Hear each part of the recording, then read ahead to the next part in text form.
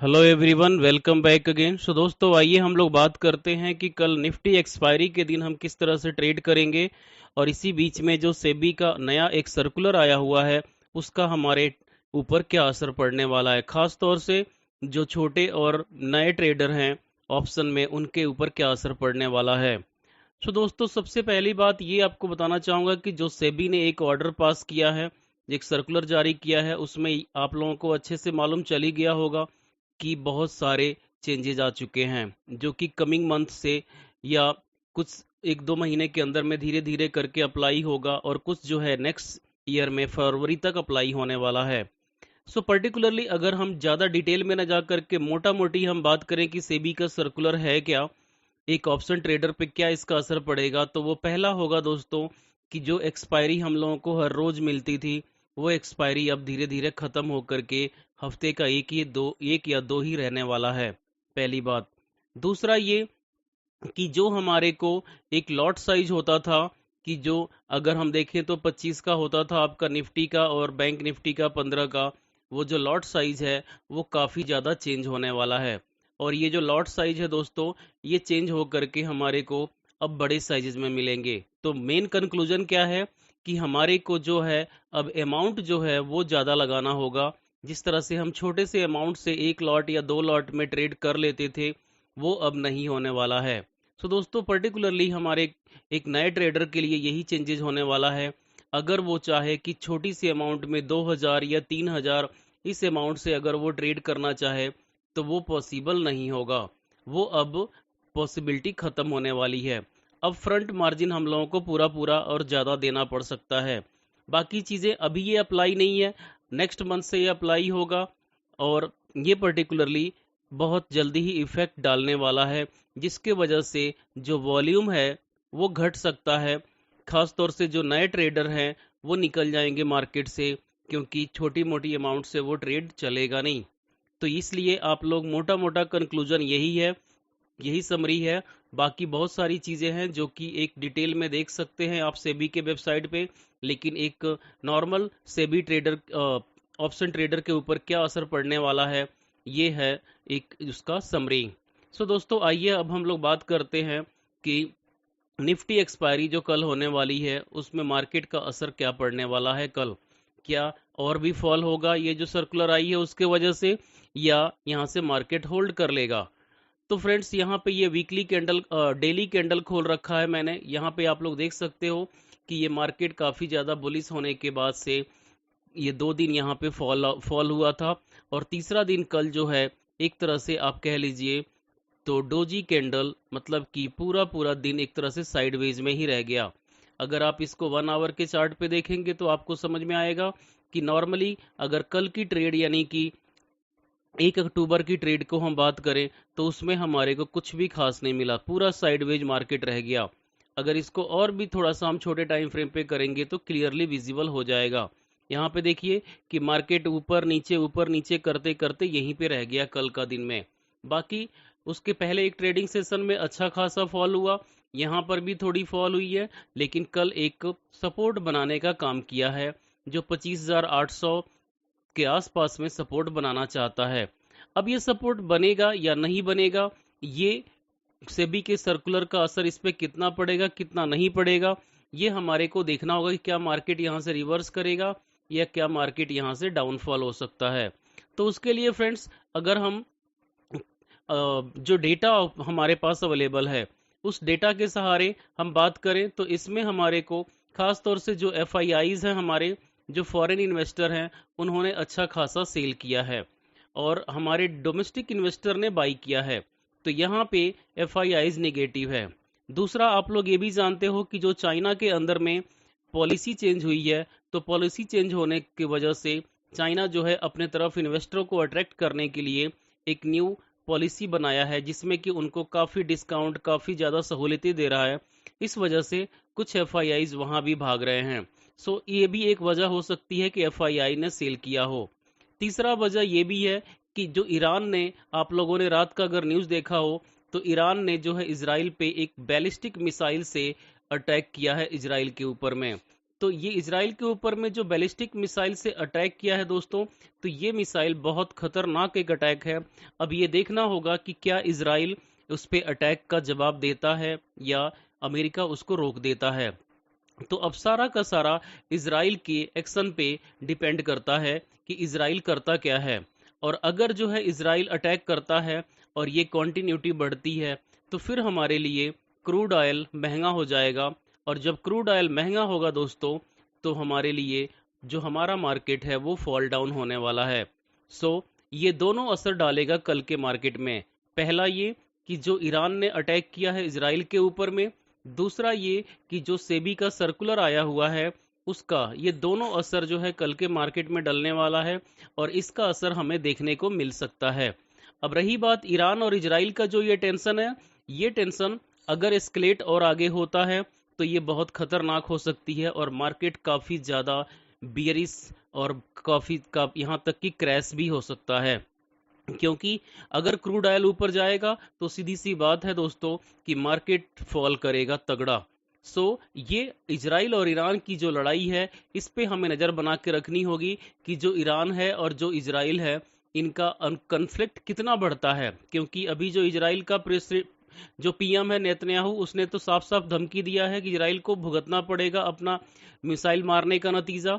लेकिन अब देखते हैं कि इसमें पर्टिकुलरली यूएस से क्या करता है, इजराइल को कंट्रोल कर लेता है या नहीं, और ईरान यहीं पे रुक जाता है एक मिसाइल मार करके या आगे भी कंटिन्यू करता है। तो ये हमारे को आज का दिन बहुत इंपॉर्टेंट होने वाला है और आज के दिन का न्यूज़ पे हम लोगों को इन दोनों कॉन्फ्लिक्ट पे नज़र रखनी होगी कि ये दोनों क्या कर रहे हैं आपस में। इसके अलावा ये दोनों जो भी करें, लेकिन सेबी ने तो कर दिया जो इसको करना था। और सेबी ने पर्टिकुलरली दोस्तों कि जो सर्कुलर जारी किया, जो मैंने बताया कि उसमें एक्सपायरी डेज को बहुत लिमिट कर दिया, अमाउंट की कॉन्ट्रैक्ट वैल्यू जो 5-6 लाख की होती थी उसको बढ़ा करके लगभग 15 लाख का कर दिया। और नेक्स्ट ये कि अब जो है अप फ्रंट मार्जिन जो ऑप्शन बायर होंगे उनको पूरा पूरा अप फ्रंट मार्जिन देना पड़ेगा। अब कोई भी मार्जिन ब्रोकर नहीं दे पाएगा। इससे ब्रोकर्स को नुकसान तो होने वाला है क्योंकि उनको जो कमीशन मिलनी है वो कम हो जाएगा, लेकिन जो छोटे मोटे ऑप्शन ट्रेडर होंगे वो भी मार्केट से बाहर हो जाएंगे। दोस्तों ये चेंजेज आएगी। अब इसका असर नेगेटिव पड़ता है मार्केट पे कि पॉजिटिव पड़ता है, ये देखना होगा कल की एक्सपायरी में। फिलहाल जो डेटा बता रहा है मार्केट का, वो जो डेटा है दोस्तों, वो हमारे को ये बता रहा है कि मार्केट अभी बियरिश जोन में जा सकता है। क्योंकि यहाँ से एफआईआईज का डेटा या हमारे जो ऑप्शन डेटा है, सारा यही सिग्नल दे रहा है। अब उस कंडीशन में फ्रेंड्स, यहाँ पे एक चीज आपको समझनी होगी कि अगर मार्केट जो है यहाँ से बेरिश जोन में जाएगा तो कितना और जा सकता है। तो वो जा सकता है, यहाँ पे आपको देखने को मिलेगा 25,540 या 538, यानी कि 25,540 के आसपास तक, यहाँ तक मार्केट और अभी गिरने की पूरी पूरी चांस दिख रही है। अगर इसको क्रैश करता है दोस्तों, तब तो काफी नीचे पहुंच जाएगा और उस तरह से हम इसको फिर एक क्रैश जोन में समझेंगे और नीचे का सपोर्ट फिर 25,540 के बाद से सीधा सीधा 25,000 या 24,800 के आसपास यहाँ पे दिख रहा है। पहला सपोर्ट हमारे लिए 25,550 आप राउंड फिगर में या 40 समझ लीजिए। और दूसरा जो है, अगर ईरान और इजराइल का कन्फ्लिक्ट तगड़ा बढ़ता है तो फिर ये 25,000 पहला टारगेट और दूसरा उसके नीचे 24,900 या 800 तक भी अवेलेबल है। पूरा ये फॉल होने की गुंजाइश दिख रही है। दोस्तों यहाँ पे हमारे को अगर कल की ट्रेड की बात करें तो हम अपनी उसमें पर्टिकुलरली स्ट्रेटजी ये बनाएंगे कि अगर मार्केट या तो फ्लैट खुलेगा, पहले मैं बता दूं कल, या तो गैप डाउन खुलेगा, इन दोनों में से एक खुलेगा। और इस दोनों केस में दोस्तों, दोनों केस में अगर फ्लैट खुलता है तो यहाँ पे जो सेलर बैठे हुए हैं, यहाँ पे जो सेलर बैठे हुए हैं, ये असर डालेंगे और मार्केट को नीचे ही लाएंगे। तो फ्लैट और गैप अप के कंडीशन में हमारे को ये ध्यान रखनी है कि हमें पुट साइड में ही फोकस करनी है। थर्ड ये कि अगर गैप डाउन होता है और वो 25,800 के ऊपर में 25,850 या 25,900 के आसपास कहीं खुलता है तो फिर रिवर्स करने की प्रोबेबिलिटी है, लेकिन इसकी चांस अभी दूर दूर तक कम दिख रही है।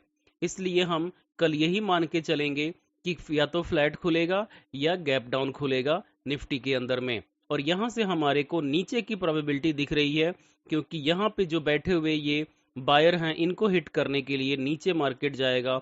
और बाकी सब निगेटिव न्यूज आपने सुना ही, चाहे वो सेबी का सर्कुलर हो या फिर ईरान और इजराइल का कॉन्फ्लिक्ट हो। अगर आज की डेट में, आज दिन और रात के अंदर में ईरान और इजराइल में कॉन्फ्लिक्ट रुका रहता है, इस थोड़ा सा कंट्रोल में रहता है, तो फिर मार्केट कल स्टेबल हो सकता है। अगर बढ़ता है इनकी कॉन्फ्लिक्ट, ये आपस में लड़ते हैं ज़्यादा, तो फिर मार्केट कल बहुत खतरनाक तरीके से भी गिर सकता है, क्योंकि क्रूड ऑयल बहुत महंगा होने वाला है फिर। उस कंडीशन में मार्केट निगेटिव जोन में चला जाएगा। दोस्तों, ये रहा निफ्टी की एक्सपायरी का अपना एनालिसिस। अब आइए बात करते हैं कि बैंक निफ्टी का क्या करेंगे।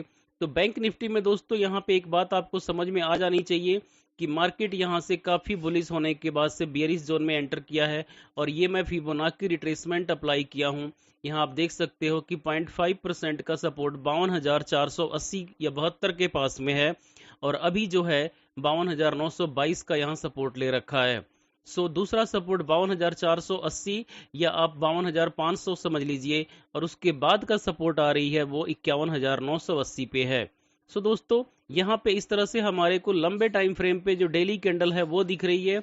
अगर अब यहाँ पे कोई बैंक निफ्टी में कल ट्रेड करना चाहता है, तो फिलहाल जो सेबी का सर्कुलर है कल तो अप्लाई नहीं होगी, उसमें अभी टाइम लगेगा, इसलिए कल अभी अभी जो सिस्टम पुराना है वही चलने वाला है। अब इस कंडीशन में हमारे को मान लीजिए कि अगर कहीं पे फ्लैट या गैप डाउन मिल जाती है, क्योंकि फ्लैट ओपन होने की चांस जैसे मैंने बोला कि ज़्यादा है, तो फ्लैट ओपन होती है और यहाँ पहला कैंडल अगर रेड बनता है तो उसके बाद से हम इसको नीचे जाने देंगे, और जैसे ही 52,800 को क्रॉस करेगा, 52,800 को क्रॉस करते ही हम पुट साइड में बैठ जाएंगे। क्योंकि यहाँ पे एक बात आप लोगों को साफ साफ समझ में आ जानी चाहिए कि मार्केट जो है बैंक निफ्टी काफ़ी ज़्यादा बहुत फॉल हुआ है 2-3 दिनों के अंदर में, यहाँ पे आपको साफ साफ दिख रहा है। और ये जो फॉल हुआ है दोस्तों, यहाँ पे आपको क्लियर विजिबल है कि मार्केट अभी ये बेयरिश मोड में ही है। यहाँ पे ऐसे सपोर्ट लेने की कल कोशिश किया है, लेकिन जैसे जैसे न्यूज आ रहे हैं, इन न्यूज के सहारे हमारे को ये कहने को साफ साफ मिल सकती है कि मार्केट नेगेटिव जोन में एंटर कर चुका है। अब यहाँ से अगर फॉल होता है तो जैसे मैंने बोला 52,470 और 51,980 के आसपास में नीचे सपोर्ट दिख रही है। हमारे को उसी के अकॉर्डिंग ट्रेड करनी है। अब यहाँ पे ये देखिए कि ऊपर गया, ऊपर जाने के बाद से ये फॉल हुआ, एक सपोर्ट यहाँ बनाया, उसके बाद से दूसरा सपोर्ट कुछ यहाँ पे दिख रहा है, और तीसरा सपोर्ट हमारे को यहाँ पे दिख रहा है। दोस्तों, इसलिए 52,200 तक भी नीचे मार्केट कल फॉल हो जाए तो कोई बड़ी बात नहीं हो सकती है। अब यहाँ पे हम अपनी एंट्री की बात जो कर रहे थे उसको कंप्लीट करते हैं कि अगर मान लीजिए कि मार्केट कल फ्लैट ओपन होता है, और फ्लैट ओपन होने के बाद से एक रेड कैंडल बनाता है, और रेड कैंडल बनाता है, तो हम सीधी सी बात है कि यहाँ से नीचे की तरफ में अपनी जर्नी पुट साइड में स्टार्ट करेंगे। जो 52,500 तक तो पहला हमारा पूरा का पूरा नीचे सपोर्ट दिख रहा है, वहां तक रहेगा। उसके बाद से दोस्तों, अगर मान लीजिए कि गैप डाउन ही ओपन होती है और 52,800 के नीचे ओपन होती है, तब तो सीधी सी बात है कि ये बेयरिश जोन में ही जाएगा पूरा पूरा, और हम पुट साइड में ही बैठेंगे यहाँ पे।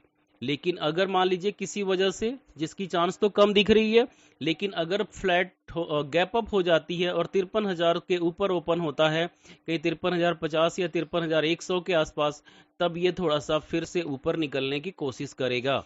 लेकिन जिसकी चांस ज़्यादा है वो फ्लैट या गैप डाउन की चांस है, इसलिए हम पुट साइड पे ही अपनी कंसंट्रेशन बना के रखे रहेंगे।